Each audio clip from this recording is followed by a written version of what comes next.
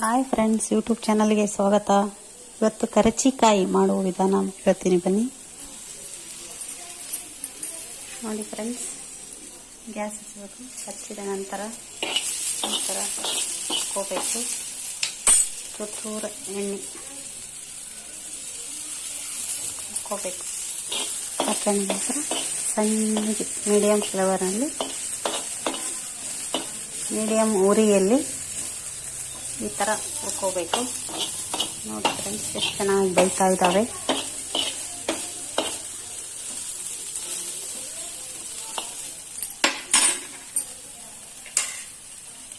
ನಂತರ ಈರುಳ್ಳಿ ಸಣ್ಣ ಕಟ್ ಮಾಡಿ ಇಟ್ಕೊಬೇಕು. ಈ ಥರ ಹುರಿದಿಟ್ಟಿದೆ. ನಂತರ 2 ಸ್ಪೂನ್ ಎಣ್ಣೆ, ಬೆಳ್ಳುಳ್ಳಿ 4 ಬೆಳ್ಳುಳ್ಳಿ, ಜೀರಿಗೆ ಜಾಸ್ತಿ,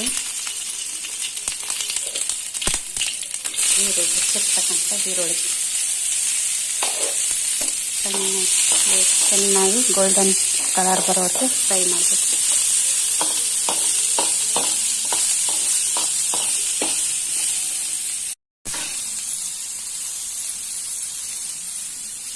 ಕರಿಬೇವು,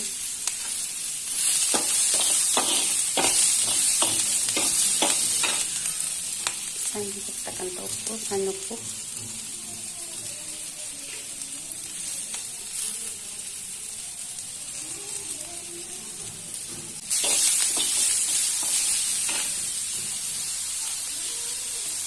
ಚಿಟಿಕೆ ಅರಿಶಿನ,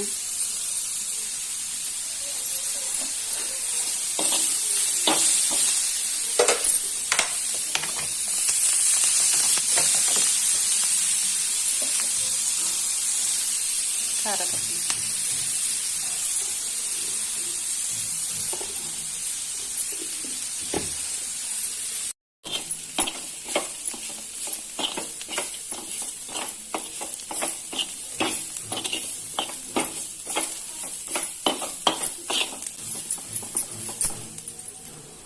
ಕರಚಿಕಾಯಿ ಪಲ್ಯ ರೆಡಿಯಾಗಿದೆ. ಕರಚಿಕಾಯಿ ಇದು ರೊಟ್ಟಿಯಲ್ಲಿ ತಿಂದರೆ ತುಂಬ ಚೆನ್ನಾಗಿರುತ್ತದೆ.